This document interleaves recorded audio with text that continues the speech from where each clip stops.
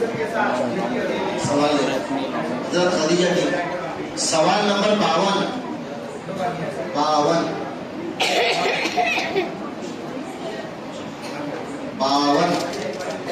गौर से सुनो, जवाब आपको बहुत ही ध्यान से देना है। हमारे नबी सल्लल्लाहु अलैहि वसल्लम की कितनी बीवियां थी और उनके नाम क्या है? जवाब हमारे नबी सल्लल्लाहु अलैहि वसल्लम की 11 बीवियां थी। हज़रत खदीजा रज़ियल्लाहु अन्हा, हज़रत सौदा रज़ियल्लाहु अन्हा, हज़रत आयशा रज़ियल्लाहु अन्हा, हज़रत हफ्सा रज़ियल्लाहु अन्हा, हज़रत ज़ैनब बिन्त खुज़ैमा रज़ियल्लाहु अन्हा, हज़रत उम्मे सलमा रज़ियल्लाहु अन्हा, हज़रत ज़ैनब बिन्त जहश रज़ियल्लाहु अन्हा, हज़रत जुवैरिया रज़ियल्लाहु अन्हा, हज़रत सफिया,